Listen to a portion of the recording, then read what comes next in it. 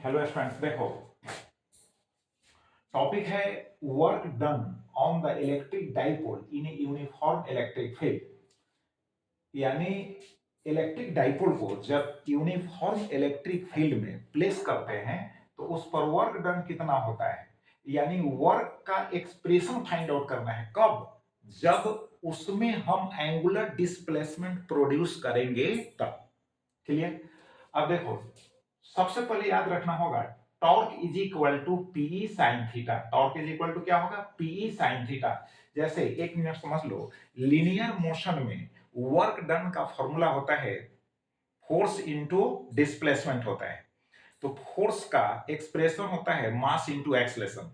Similarly यहां पर angular displacement में वर्क डन हमको निकालना होगा। उसके लिए टॉर्क एक्सप्रेशन याद रखना है पी साइन थीटा। अब पी क्या है? डाइपोल मोमेंट है, जिसका यूनिट होता है कूलम मीटर। बतला चुके हैं, dipole moment is equal to होता है Q इंटू होता है 2L और 2A। बात समझ गए? और यूनिट होता है कूलम मीटर। ई क्या है? इलेक्ट्रिक फील्ड इंटेंसिटी है, जिसका फॉर्मूला होता है, basic formula force by test charge होता है। ऐसा यूनिट होता है न्यूटन बाय कूलम और वोल्ट पर मीटर। क्लियर? अब चलो, now work done for a small angular displacement d theta is क्या होगा? डी डब्ल्यू is equal to torque into होगा डी थीटा। सबसे पहले स्मॉल एंगुलर डिस्प्लेसमेंट के लिए वर्क डन निकालेंगे। अब यहां टॉर्क का value P sine theta put कर देंगे, तो पी साइन थीटा हो गया डी थीटा। अब नेट वर्क डन जो होगा तो इंटीग्रेशन करना पड़ेगा। क्या करना पड़ेगा? इंटीग्रेशन करना पड़ेगा। तो 0 डिग्री टू हो जाएगा थीटा। अब 0 डिग्री टू थीटा, यानी 0 डिग्री को हम कहेंगे इंटीग्रेशन के लिए लोअर लिमिट कहेंगे, और थीटा को कहेंगे अपर लिमिट कहेंगे। इसका मतलब है इस तरह के इंटीग्रेशन को हम लोग डिफिनिट इंटीग्रेशन कहते हैं। बात समझ गए? जिसमें लिमिट्स दिए गए होते हैं, इसको लोअर और इसको अपर। अब 0 डिग्री क्यों भाई? तो समझ लो कि इलेक्ट्रिक फील्ड में यह कंप्लीटली डाइपोल जो है रेस्ट में है। मान लो कि डाइपोल है, डाइपोल तो नहीं है, मान लेना है कंप्लीटली रेस्ट में है। ठीक है? तो इसका जो है ना पॉजिटिवली चार्ज जो पोल होगा, बात समझ गए, वो निगेटिव यानी प्लेट की ओर होगा, और इसका नेगेटिवली चार्ज जो पोल होगा वह पॉजिटिवली प्लेट की ओर होगा। क्लियर? तब इसको हम कहेंगे कि यह कंप्लीटली रेस्ट में है। क्लियर? तो अब डाइपोल का जो डायरेक्शन होगा वह निगेटिव चार्ज टू पॉजिटिव, यानी negative pole to positive pole होगा। क्लियर? बात समझ गए? इलेक्ट्रिक फील्ड का भी direction positive plate to negative plate है। तो दोनों के बीच में जो एंगल सबटेंड हो रहा है वह 0 डिग्री है। ऐसे भी कह सकते हैं कि जब इलेक्ट्रिक डाइपोल मोमेंट पैरेलल हो इलेक्ट्रिक फील्ड के, क्लियर, पैरेलल हो इलेक्ट्रिक फील्ड के, तो थीटा इज इक्वल टू होगा 0 डिग्री। तो 0 डिग्री से हमको इसको डिस्प्लेस कर रहे हैं। अब सपोज करो डिस्प्लेस करके थीटा एंगल तक हम डिस्प्लेस किए। बात समझ गए? 0 डिग्री से थीटा एंगल तक डिस्प्लेस किए तो कितना वर्क डन होगा? तो देखो, अब इंटीग्रेशन करेंगे इसका, किसका? पी तो कांस्टेंट है, आउटसाइड है साइन थीटा डी थीटा का, तो हो गया माइनस कॉस थीटा। इसको याद रखिएगा। और लिमिट्स जो है पुट कर दिए 0 डिग्री, यहाँ थीटा।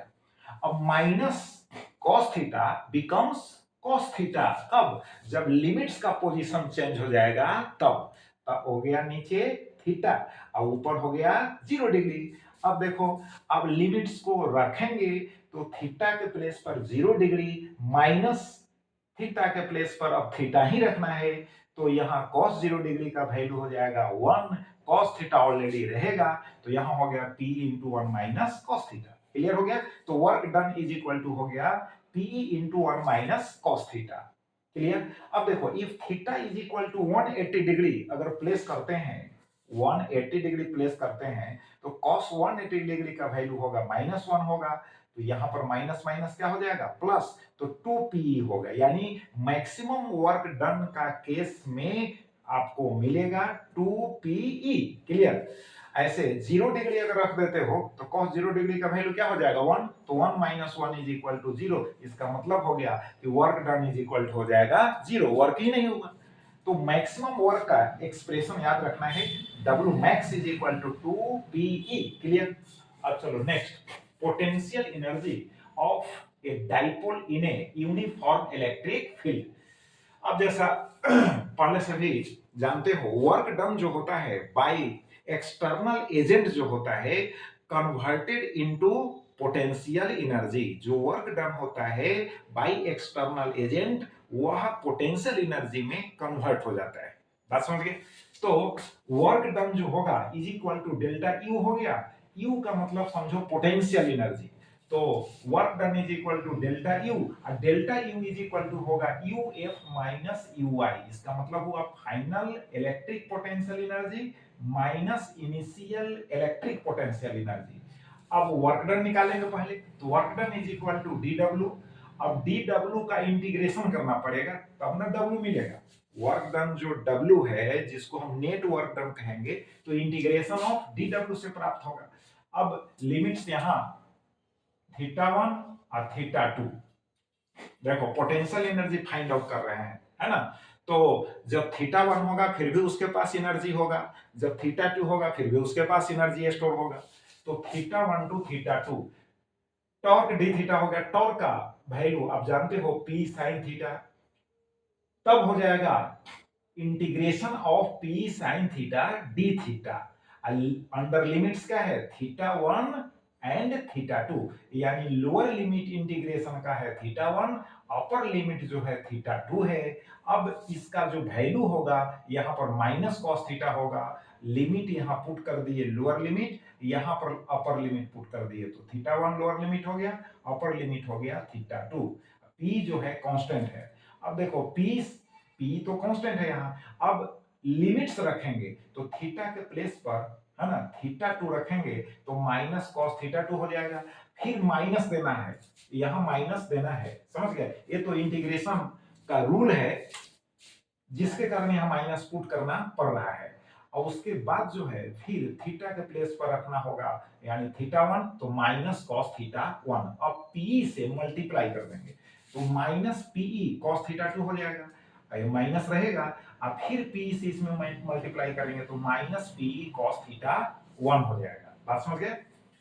अब देखो, तो ये माइनस P कॉस θ2 जो हुआ फाइनल, है ना, इलेक्ट्रिक पोटेंशियल एनर्जी हो गया, जो यूएफ का वैल्यू हो गया।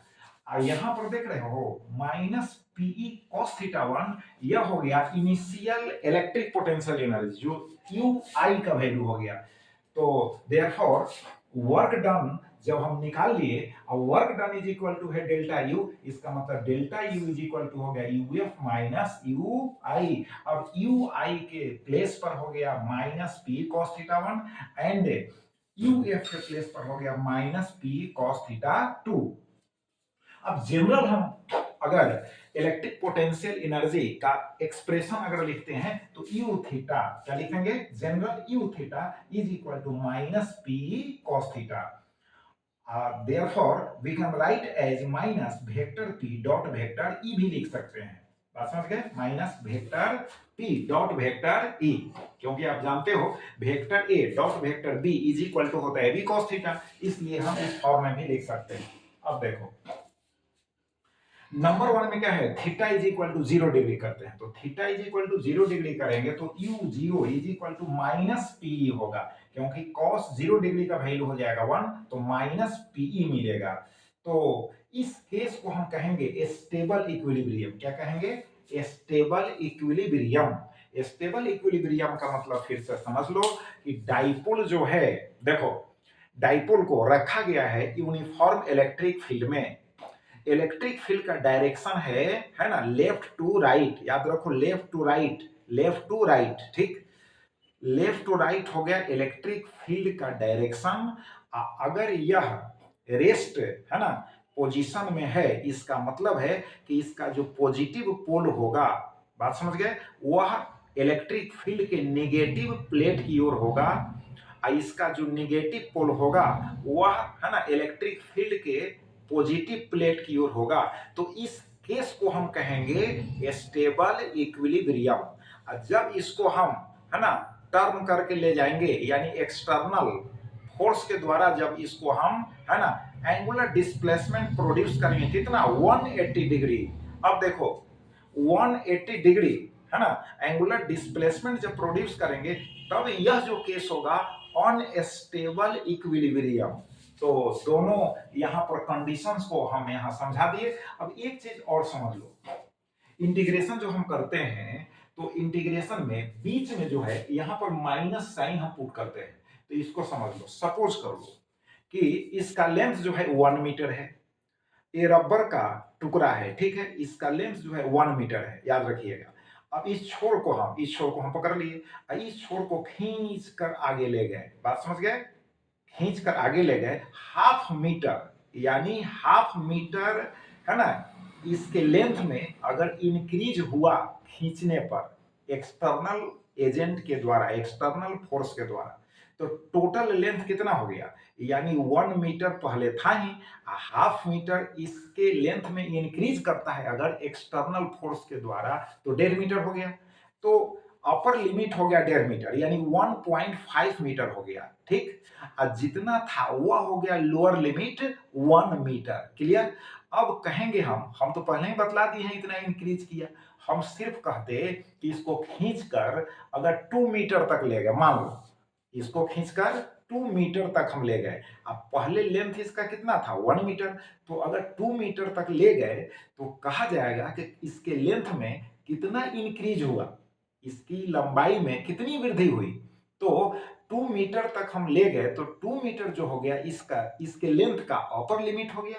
अब पहले कितना लेंथ था 1 मीटर, तो यह लोअर लिमिट हो गया। अब अपर लिमिट में से 2 मीटर में से, यानी अपर लिमिट में से लोअर लिमिट यानी 1 मीटर को सब्ट्रैक्ट कर देंगे तो कितना इसमें इंक्रीज हुआ फाइंड आउट हो जाएगा कि नहीं। तो 2 मीटर माइनस हो जाएगा 1 metre is equal to 1 metre increase निकल गया। तो this is called integration, this is called different integration. अब समझ गए होंगे। तो चलो अब इसको रिवाइज करो, फिर अब इससे रिलेटेड जो होगा क्वेश्चंस को देखेंगे। Thank you.